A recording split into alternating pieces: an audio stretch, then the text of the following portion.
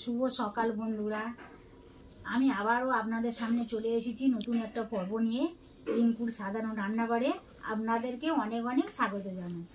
ঘরোয়া খুবই সাধারণ আর রেগুলার মশলা দিয়ে ঝটপট ও কম সময়ের মধ্যে খুবই সহজ সরলভাবে কীভাবে একটা রেসিপি আপনাদের সাথে শেয়ার করব। আপনারা দেখুন ভিডিওটা শেষ পর্যন্ত, তাহলেই বুঝতে পারবেন।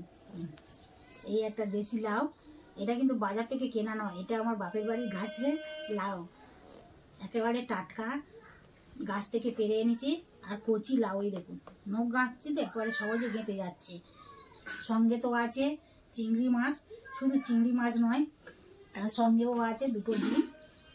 চিংড়ি মাছ, ডিম আর দেশি লাউ দিয়ে কি বানাবো তো সেটা দেখতে হবে আপনাদের। কিন্তু এই লাউটা আমি ঝটপট কেটে ফেলবো। এটা অনেকটা বড় লাউ, এতটা লাগবে না, এর হাফ নেব, হাফ রেখে দেবো। ঝটপট বঁটিতে কেটে ফেলি।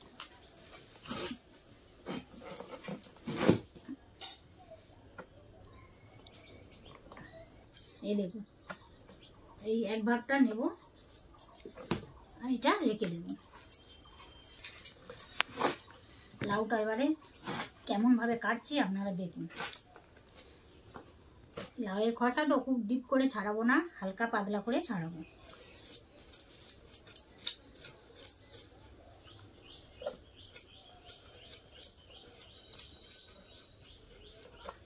একেবারে পাতলা করে ছাড়িয়েছি, ডুমো ডুমো করে কাটবো না, এটা পাতলা ঝিরিঝিরি করে কেটে নেব।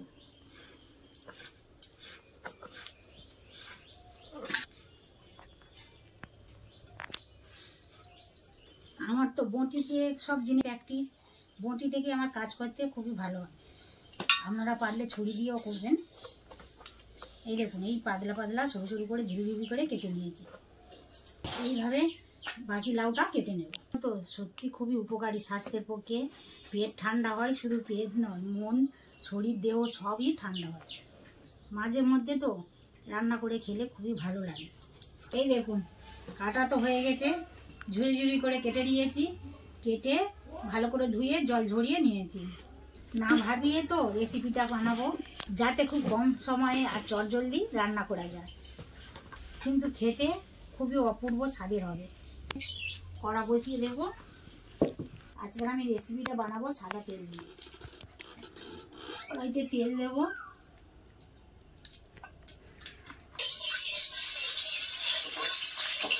তেল দেওয়ার পরে খুন্তি দিয়ে একটু কড়া গায়ে লাগিয়ে দেবো।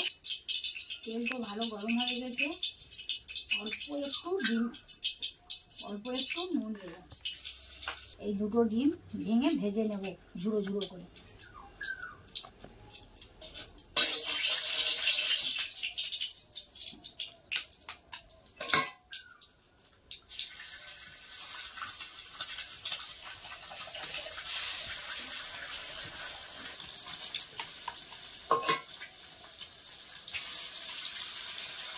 একটু হলুদ গুঁড়ো দেবো।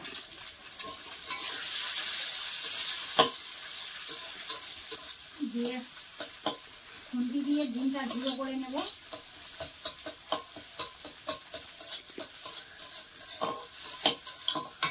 আপনারা চাইলে শুধু ডিম দিয়ে বা শুধু চিংড়ি দিয়েও বানাতে পারেন। আমি তো আজকে ডিম চিংড়ি দুটো দিয়ে বানাবো।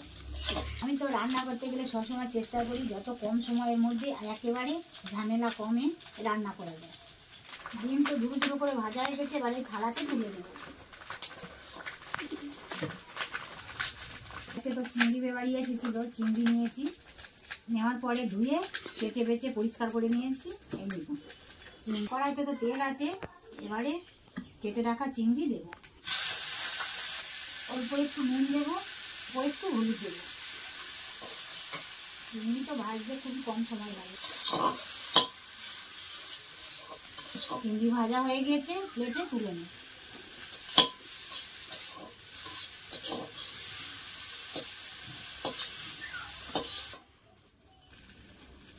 কড়াইতে তেল দেব। তো মাঝারি সাইজে পেঁয়াজ কেটে নিয়েছি আগে থেকে, তেলের মধ্যে দেব। আর একটা আলু এই ছোটো ছোটো টুকরো টুকরো করে কেটে নিয়েছি, আগে থেকে ভেজে রাখিনি।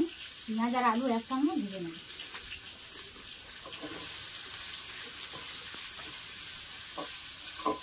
একটা তেজপাতা দেব। আলু আর পেঁয়াজ তো লাল লাল করে ভাজা হয়ে গিয়েছে। এই সময় আমি ছোটো চামচে 1 চামচ পাঁচফোড়ন দেব। পাঁচফোড়ন তো ভাজা ভাজা হয়ে গিয়েছে, খুব সুন্দর একটা স্মেল বার হয়েছে পাঁচফোড়ন থেকে। এবার বেটে রাখা আদা দেব।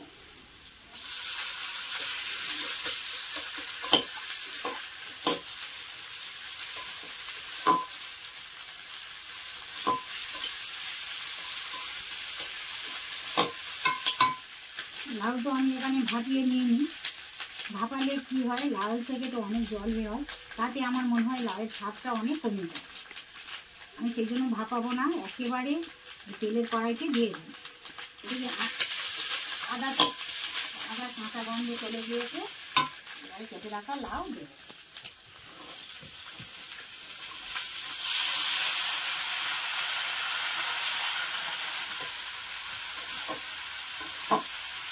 লাউ দেওয়ার পর কিছুক্ষণ কষে নেব।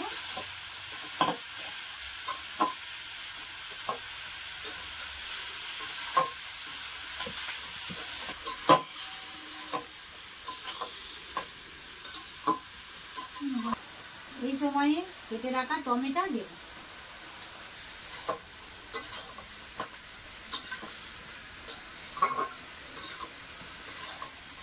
এবারে নুন দেব।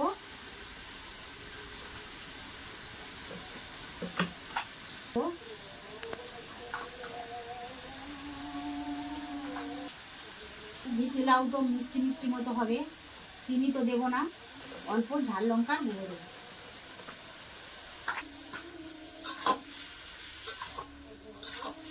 তাহলে তো একে একে মশলা দেবো।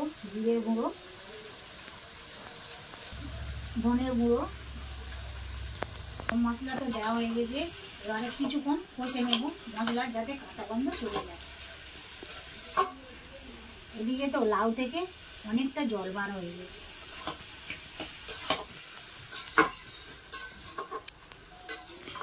আমার কষানো হয়ে গেছে, তো জল বের হয়েছে, আমি তো আরেকটু জল দেব। খুব অল্প জল দিয়েছি, যাতে লাউটা ভালোভাবে সিদ্ধ হয়ে যায়। এবার এই থালাটা নিয়ে ঢাকা দেব। ঢাকা দেওয়া ছিল, খুলে দেব। আমার তো জল বেরিয়েছে, ঢাকা খুলে একটু নেড়ে দেবো খুন্তি দিয়ে। এবারে ভেজে রাখা ঝুড়ো করা ডিম আর চিংড়ি মাছ একসঙ্গে দেব। দেওয়ার পর একটু নেড়ে দেব।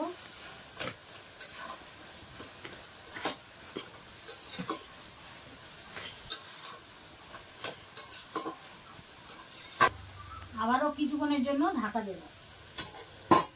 এই সময় উনুনের আঁচটা তো একটু কম করে দিয়েছি, কম আঁচে হলে লাউটা ভালো করে সিদ্ধ হয়ে যাবে। কিছুক্ষণের পরে ঢাকাটা খুলে দেব। লাউয়ে তো অনেক জল বার হয়েছিল, শুকিয়ে গিয়েছে। এইভাবে না ভাপিয়ে বানালে লাউ ঘন্টের স্বাদ অনেক বেড়ে যায়। ঠিক আছে কিনা দেখে নেবো। নুন তো একেবারে ঠিক আছে।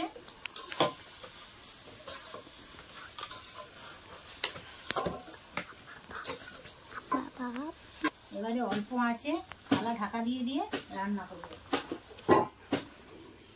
থালাটা তো ঢাকা দিয়েছি, অল্প আঁচে বসানো থাকবে, তাতে যতটুকু সিদ্ধ হতে লাউ বাকি আছে সিদ্ধ হয়ে যাবে। আজকে তো বসানো ছিল, ঢাকা দিয়ে খুলে দেব। লাউ তো আমার ভালো সিদ্ধ হয়ে গিয়েছে।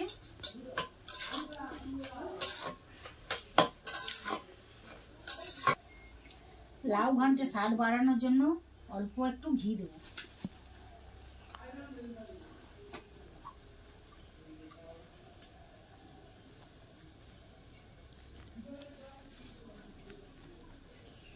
অল্প গরম মশলা দেব। এই অল্প একটু গরম মশলা দেব।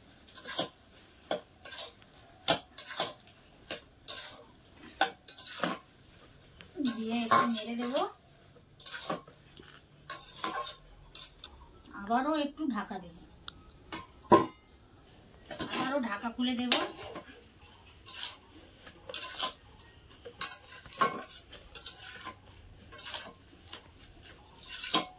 তো আমার একেবারে রেডি হয়ে গেছে। এবারে এই গামলাটাতে তুলে নেব।